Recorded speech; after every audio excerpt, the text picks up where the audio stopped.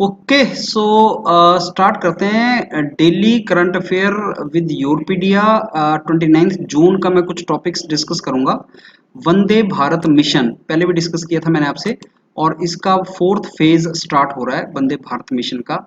तो जो रिपेट्रिएट हैं, जो इंडियन बाहर फंसे हुए हैं कोविड के चलते, उनको इंडिया में वापस लेके आना है, उस मिशन का नाम है वंदे भारत मिशन।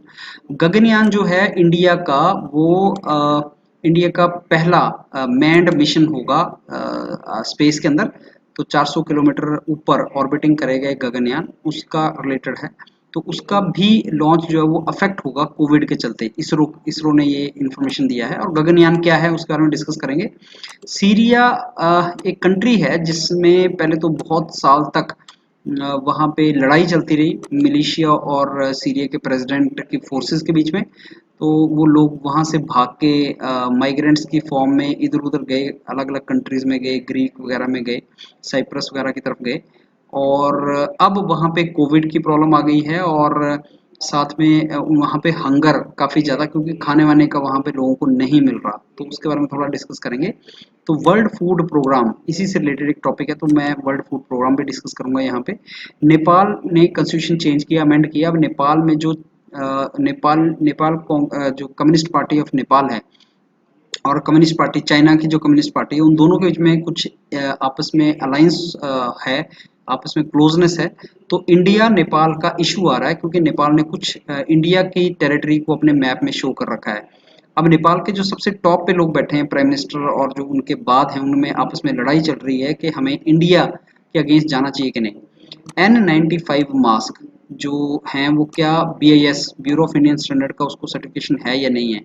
तो नेशनल फार्मास्यूटिकल प्राइसिंग अथॉरिटी एक बॉडी है जो ये देखती है कि जो ड्रग्स वगैरह की कॉस्ट कितनी है। उसी से रिलेटेड एक टॉपिक है, ये हम डिस्कस करेंगे।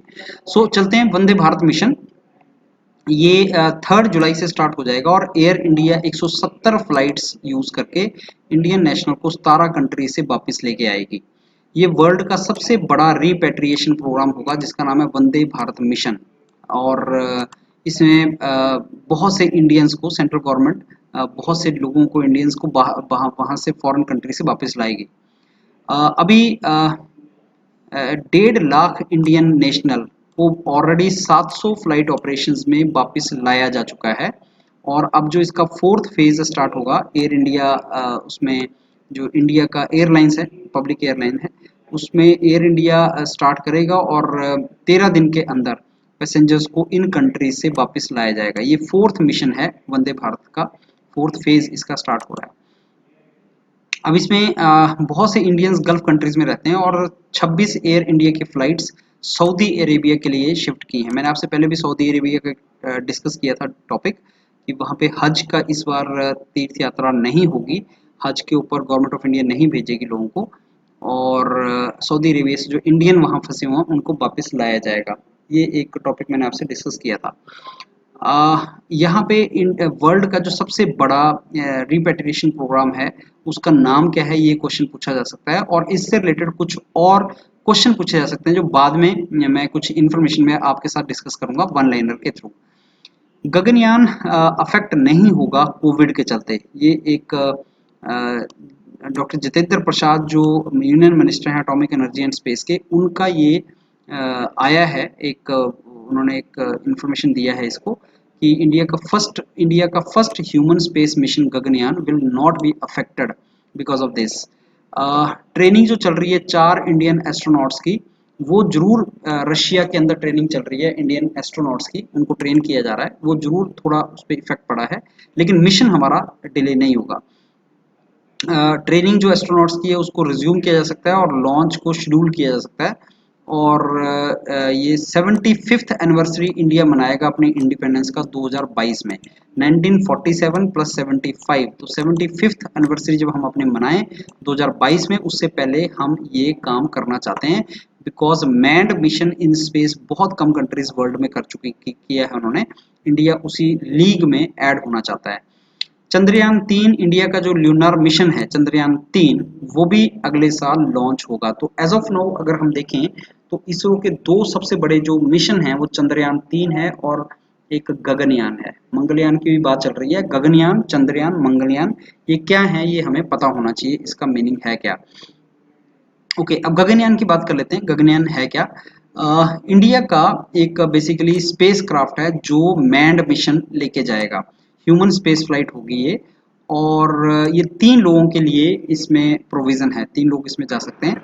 और इंडियन स्पेस रिसर्च ऑर्गेनाइजेशन, ये इसरो का सबसे बड़ा प्रोग्राम है, ऑटोनॉमस प्रोग्राम है। और ये अर्थ को 400 किलोमीटर ऊपर 7 दिन तक 3 लोग ऑन बोर्ड रहेंगे इसमें, और 400 किलोमीटर ऊपर अर्थ के एक हफ्ते तक, एक सप्ताह तक, एक वीक तक इसमें इंडिया का जो स्पेस बेसिकली वहाँ पे प्रोग्राम रहेगा।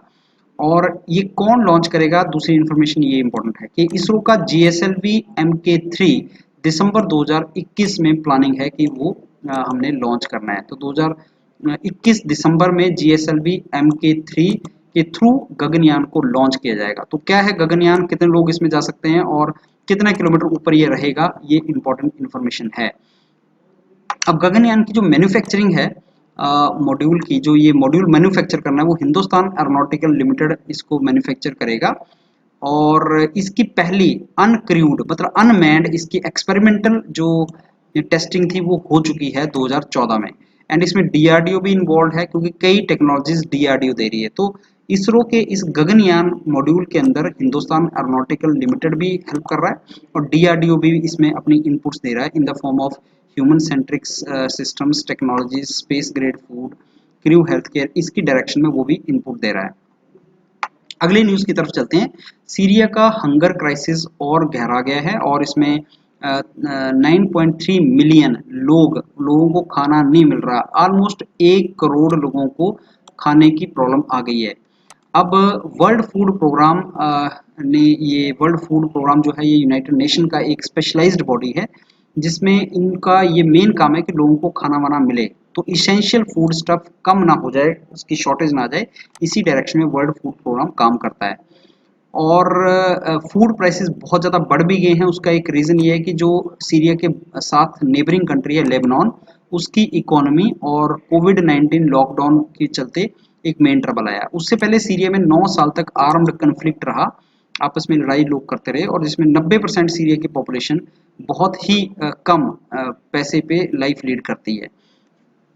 वर्ल्ड फूड प्रोग्राम है क्या? वो बेसिकली यूनाइटेड नेशन का एक फूड असिस्टेंस ब्रांच है यूनाइटेड नेशन की, और ये वर्ल्ड का सबसे बड़ा ह्यूमैनिटेरियन ऑर्गेनाइजेशन बेसिकली हंगर को लेके ये एक काम करने वाली ऑर्गेनाइजेशन है। और ये फूड सिक्योरिटी को प्रमोट करती है। तो अगर हमसे कोई पूछे भाई वर्ल्ड फूड प्रोग्राम है क्या, तो हम बोलेंगे सर वर्ल्ड फूड प्रोग्राम जो है वो फूड सिक्योरिटी प्रोवाइड करने वाला यूनाइटेड नेशन का एक बॉडी है। और इसका हेडक्वार्टर जो है वो रोम में है। सबसे इंपॉर्टेंट इन्फॉर्मेशन, इसका हेडक्वार्टर रोम में है, और इसके बहुत सी कंट्रीज में ऑफिसेज भी हैं, और ये यूनाइटेड नेशंस डेवलपमेंट ग्रुप का एक मेंबर भी है। कुछ इन्फॉर्मेशन जो मैंने नेट से उठाई थी कि ये कब बना था, 1961 में बना था। और इसका हेड ऑफिस जो है वो इटली रोम के अंदर है, और इसके हेड डेविड बेस्ले हैं अभी। और पेरेंट ऑर्गेनाइजेशन इसका यूनाइटेड नेशन जनरल असेंबली है, जो मैंने आपसे पहले भी डिस्कस किया था, United nation general assembly. Next news Nepal से रिलेटेड है।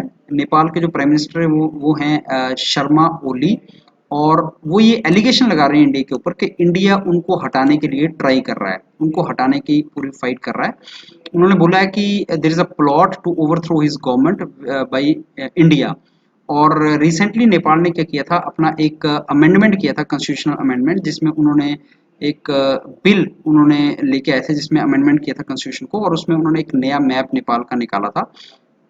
और ये मैप जो निकाला था ये इंडिया ने नवंबर 2019 में मैप निकाला, after Jammu and Kashmir disintegration. तो उसके बाद इंडिया ने अपना मैप निकाला, और उसके कुछ ही दिनों के बाद, आई थिंक 2 नवंबर को इंडिया ने मैप निकाला और 6 नवंबर को नेपाल ने मैप निकाला, जिसमें इंडिया के 3 जो एरियाज हैं, लिपू लेक पास है, काला पानी है, और लिम्पी या धुरा, ये 3 जो पॉइंट्स हैं ये उन्होंने, नेपाल ने अपने एरिया के अंदर, बॉर्डर के अंदर शो किए थे। तो ये जितना भी तुम देख रहे हो ये इस कलर का ब्राउन कलर का जो टेरिटरी नज़र आ रही है, ये इंडिया बोलता है हमारी है और नेपाल बोलता है ये हमारी है। लिपू लेक जो है वो Nepal, Uttarakhand, India and Tibet autonomous region के बॉर्डर पे है। और लिपू लेक पास ही वो है जहाँ से होते हुए लोग कैलाश मानसरोवर की यात्रा पे भी जाते हैं। नेपाल की इस अमेंडमेंट के बाद नेपाल में जो ओली गवर्नमेंट है उनका जो सेकंड है, उनके पुष्प कमल दहल जो प्राइम मिनिस्टर हैं वो शर्मा ओली हैं। और पुष्प कमल दहल जो हैं वो बेसिकली दो चेयरपर्सन हैं जो रूलिंग नेपाल कम्युनिस्ट पार्टी है। तो नेपाल कम्युनिस्ट पार्टी के जो दो चेयरमैन हैं उनमें एक तो केपी शर्मा ओली हैं, दूसरे पुष्प कमल दहल हैं। उन्हीं के बीच में आपस में लड़ाई चली है कि क्या हमें चाइना की तरफ जाना चाहिए या इंडिया की तरफ जाना चाहिए। नेक्स्ट न्यूज जो है वो मास्क को लेके है। कोविड के चलते जो N95 मास्क है, तो जो हम 95 N95 मास्क बना रहे हैं, तो क्या ये पर्टिकुलर किसी स्टैंडर्ड से बना रहे हैं या वैसे बना दे रहे हैं? तो as per now national pharmaceutical pricing authority NPPA, उन्होंने मैन्युफैक्चरर्स को ये बोला है कि आप ब्यूरो ऑफ इंडियन स्टैंडर्ड से पहले सर्टिफिकेशन लो मास्क बनाने से पहले। ऐसे आप सब स्टैंडर्ड मास्क ना बनाओ, क्योंकि नॉन स्टैंडर्ड जो आप मास्क बनाएंगे वो बेनिफिट नहीं होगा, वो हेल्पफुल नहीं होगा। और मैक्सिमम रिटेल प्राइस कितना रखना है वो भी ड्रग प्राइसिंग कंट्रोल ऑर्डर एक बेसिकली उसके अंडर मॉनिटरिंग होती है टू एंश्योर कि कोई भी मैन्युफैक्चर जो है वो एक अमाउंट से ज़्यादा उस पर कॉस्ट उसकी ना रखे। तो ये एक न्यूज़ आई थी। अब इसमें इंपॉर्टेंट चीज़ क्या है कि ये दो बॉडीज़ के बारे में आपने पता करना है। नेशनल फार्मास्यूटिकल प्राइसिंग अथॉरिटी क्या है? ये एक गवर्नमेंट की रेगुलेटरी एजेंसी है जो कंट्रोल करती है प्राइसेस फार्मास्यूटिकल ड्रग्स के। और नेशनल फार्मास्यूटिकल प्राइसिंग अथॉरिटी जो बनी थी वो गवर्नमेंट ऑफ इंडिया ने 29 अगस्त 1997 को बनाई थी। और ये basically department of pharmaceutical, ministry of chemical and fertiliser के अंडर आती है। तो आपको पता होना चाहिए कौन सी मिनिस्ट्री के अंडर आती है और इसका काम क्या है। रेगुलेटर है ये प्राइसिंग ऑफ ड्रग्स का और availability of medicine at affordable price, ये इसका मेन काम है। तो नेशनल फार्मास्यूटिकल प्राइसिंग अथॉरिटी कब बनी थी और किस मिनिस्ट्री के अंडर आती है और इसका मेन काम क्या है, ये आपको पता होना चाहिए। अब ड्रग प्राइसेस कंट्रोल ऑर्डर जो है वो एक बेसिकली ऑर्डर है जो ये रिलीज करता है NPPA, जिसमें मेडिसिन के और उनके मैक्सिमम सीलिंग प्राइस और कितना प्राइस बढ़ सकता है ये उसको बेसिकली डिक्लेयर करता है। तो implementation of DPCO is the basically activity of NPPA। तो what is NPPA and what is DPCO, ये आपको नॉलेज होना चाहिए। So I think these are the news which this week जो हम लोगों ने ये न्यूज़ डिस्कस कर सकते हैं। 29 जून की ये सारी की सारी न्यूज़ हैं और इसमें जो इन्फॉर्मेशन है उनको ढंग से याद कर लेना। और ये सारी इन्फॉर्मेशन के बेस पे वन लाइनर क्या बनेंगे ये मैं आपके साथ डिस्कस कर लूँगा कि वन लाइनर इसमें क्या क्या हमारे बन सकते हैं। So just go through this और ये PDF आप ले लें और इसमें इसको याद कर लें, इसको ढंग से रिवाइज कर लें।